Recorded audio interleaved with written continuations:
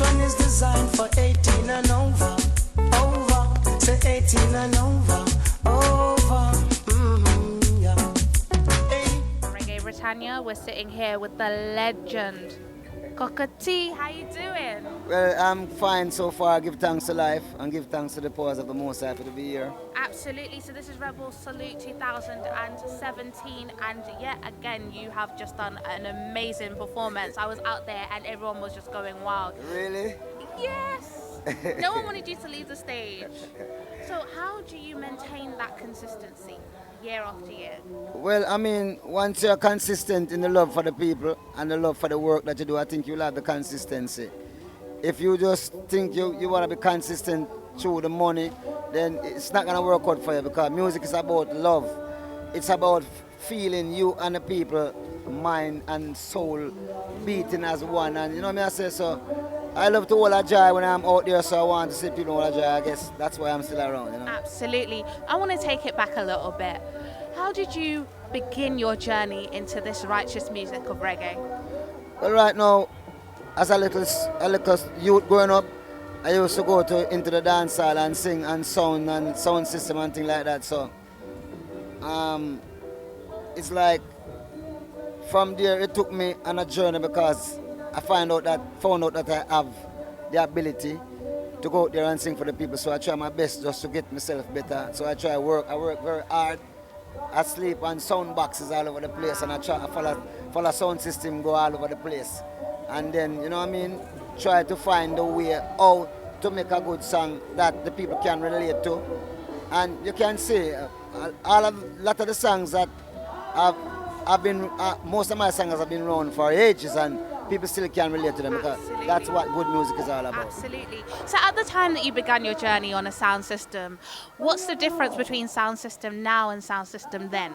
Well, sound system now, there's a thing called the DJ who do all the talking, and he play the music and he do the talking. In those days, you have the selector who select the music, and those times you have vinyl, not CD. Right. You have vinyl, and the selector would spin the song, which is the vocals first, and then he turn it over and play the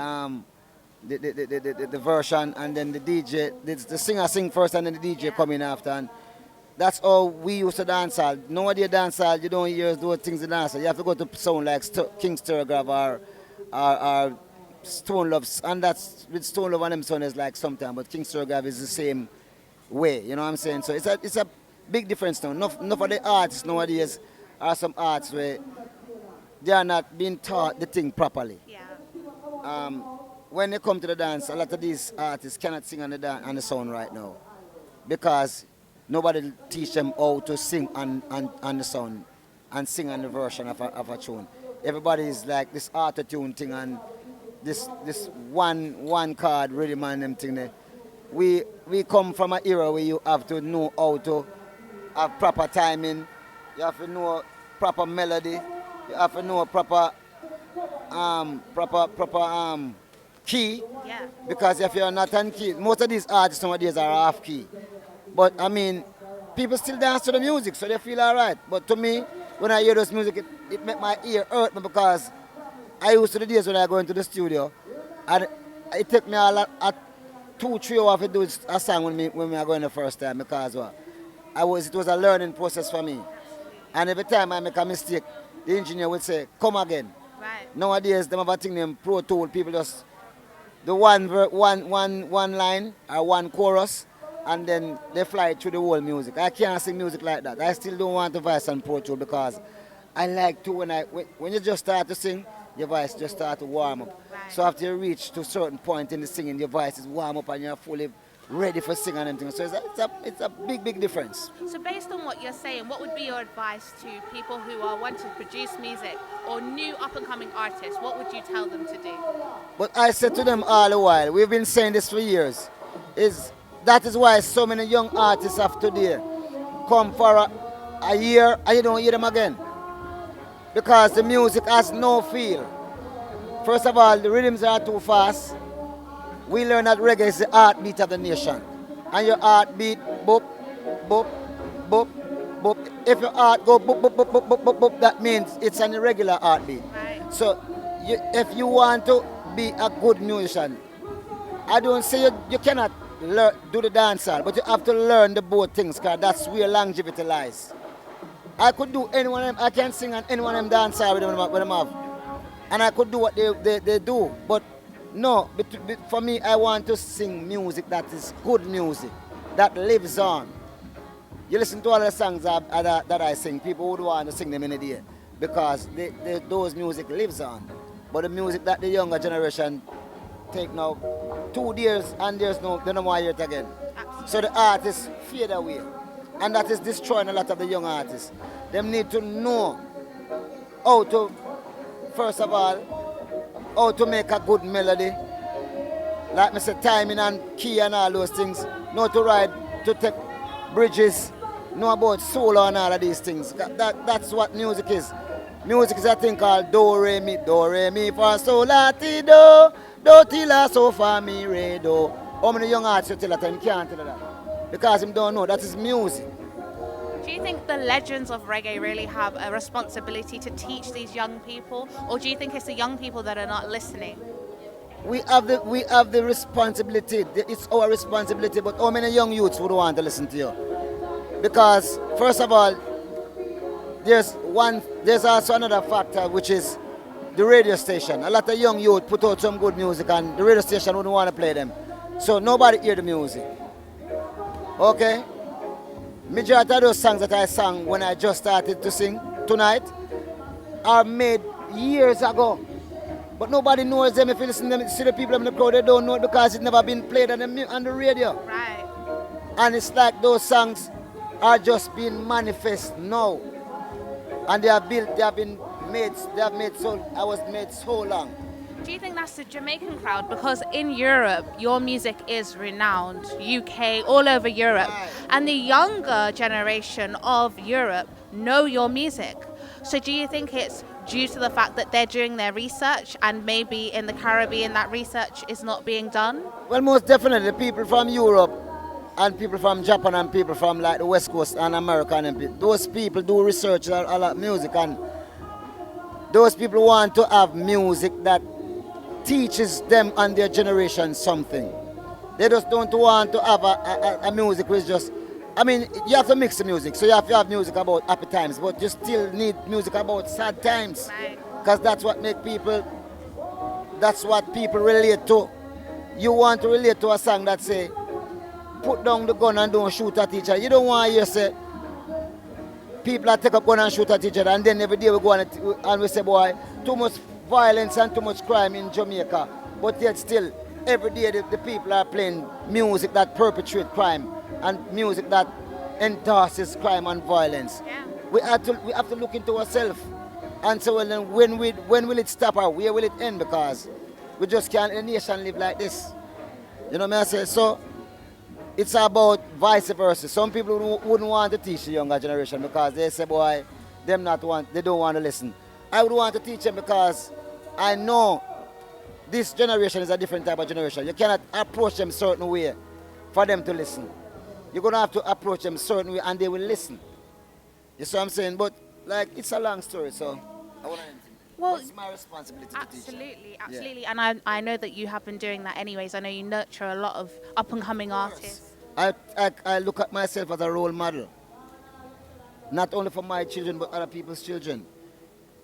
You know what I'm saying? The way I learn these things is because I've learned from some people who are not my mother, nor my father, nor my brother, nor my sister, but some strangers who took time out to teach me, Kokoti, look at this is wrong and this is right, and things like that. So it's my responsibility to repay or to give back to the people who have made me what I am. Absolutely.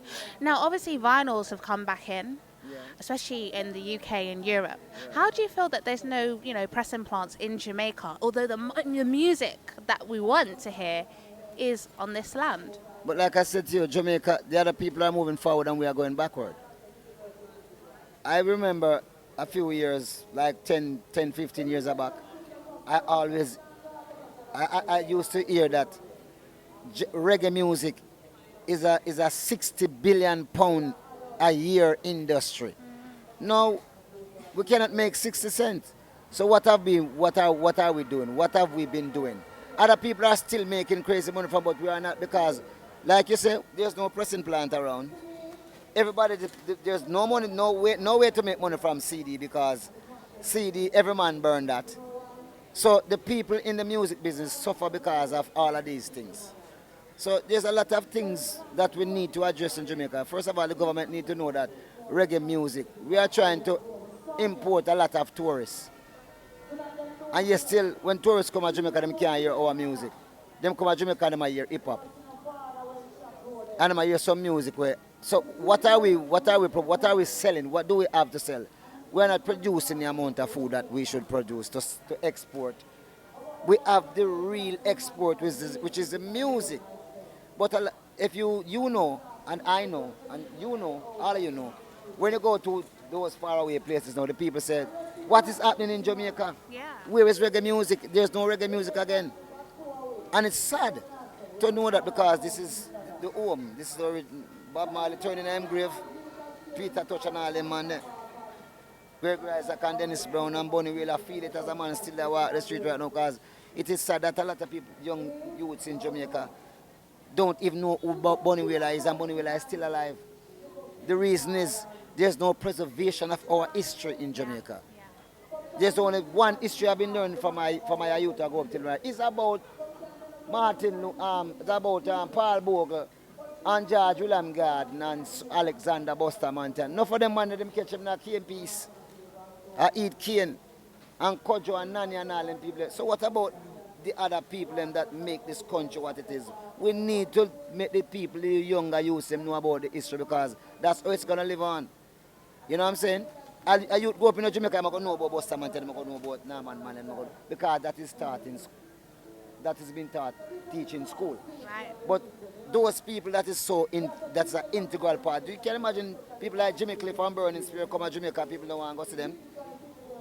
Well, if the government are not doing that and they're not putting that in the educational institutions, do you feel that that responsibility lies with the parent? Because once you're a parent, you're a role model. Yeah, so. but I mean, this parent knowing, because remember now, the parent of all, they are getting older.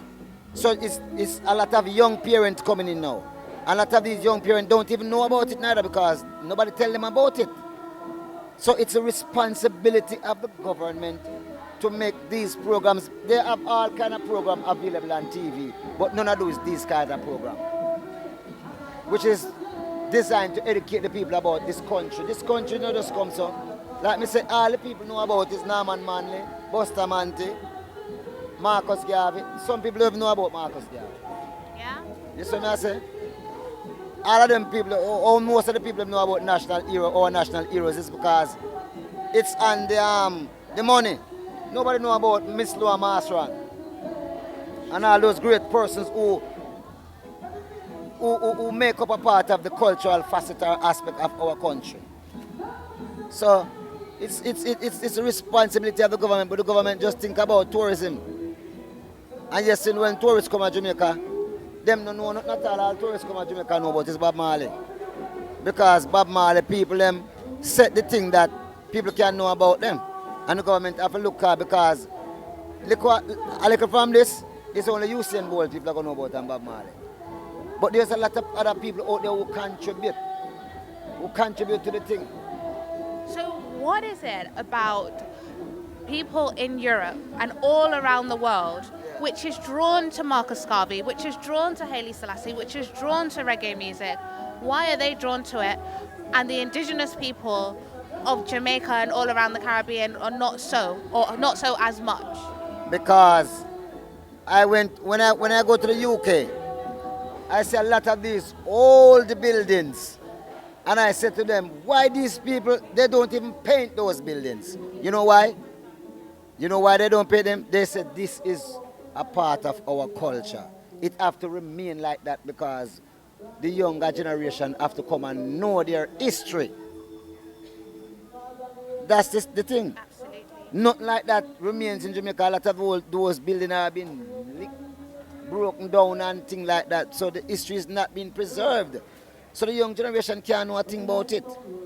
So like what I'm saying, the government need Because like I said, the younger parents are not going to know about teaching about Marcus Garvey because they never learned it. You see it? So I them think they are going. In Europe and them think they preserve history. You have places like the Madame Tussauds and you have Alexander the Great Museum and all them kind of museum there. People go and see things that happened way long time before their mother was born and father. So those things are being preserved. Where in Jamaica can we find any of those things? It's not there. Absolutely. And even if it's there, it's not being promoted that people come and see this and come and see that. Maybe the tourists, but not the younger generation. Absolutely. And just for the record in terms of history, where does the name Cocoa Tea come from? Well, that name comes from the love of the beverage called cocoa tea, you know. It's from the plant called cocoa, the cocoa plant. And we make a thing called chocolate from it. And so one night my mother said she never wanted to cook any food. She just wanted to boil some tea and we drink tea with bread and things. And I said, yes, mama, some add cocoa tea. Because I used to love cocoa tea when I was a young. So I said, yes, mama, some add cocoa tea. Well, my neighbor's children was in there playing with me at the same time and they started calling me cocoa tea and I was so upset about it. They started calling me cocoa tea. And it stuck to me because whenever time people try to call your name and if you're upset about it, then it will stick to you. If you don't, it will go. Absolutely. Yeah. So Cocoa Tea, when are we gonna see you come to the UK again? You know, it's been I haven't been to the UK since 2013. Yeah. And this year, definitely I'm gonna be in the UK this year because my fans are all asking me, Cocoa Tea, what's going on? Yeah. Why haven't you been coming to the UK? I get called like 20, 30 times a day for people who ask him to show in the UK. Yeah. But I'm one artist who sometimes I like to chill out. You know what I'm saying? But this year, definitely my fans in the UK. Once just spirit of life and the health and the strength is there, I'll be there in the UK this year. Wow. And when you come to the UK, is there any particular artist that you normally vibes with or producers or musicians in the UK? Well, you know, I've never gotten the time to really explore the UK because I've never been in the UK like more than 2-3 days because I'm always on the move. So, but Mafia and Flux, them and them people are my friend them. Yeah. And the youth name Bitty McLean and Jazzwad and all them people, you know, so we and them is like that. What a vibe and you know. But I would like to, you know more people and vibe with more people. But like I said, the time is never available. So. So how do people get hold of you? Is there an email address or social media that they can go to, like Twitter or Instagram? Yeah, my Twitter is @CocoaT13. My Instagram is CocoaT13. My Facebook is facebook.com/Calvin Scott, COLVINSCOTT. Right. So you know what I say, and my email address is CocoaT13@gmail.com. Wow. Well, Cocoa Tea, we'd like to thank you and let you know that we appreciate all the things you've done in this industry. And also thank you for the preservation because all the things you're saying, we know you're a man that do it anyways. Wherever you go, you're always talking about Africa, the Caribbean and the preservation of reggae music. So thank you so much for that. Well, thanks for having me. And first thing I wanted to know that it's not only words in this time, it's words and works that goes together. So whenever time I put out the words, I would like to, I really like and try my best to work towards it and work in the same way that I really want put out my song because it makes no sense you're making a song and not living up to what you say. I try my best to. I'm not a perfect person, but I try my best. Go home to your mama. Go home to your papa. You're too young to be my lover. To be female lover. Whoa, you must be 18 and over. I've been checking you out, but you are too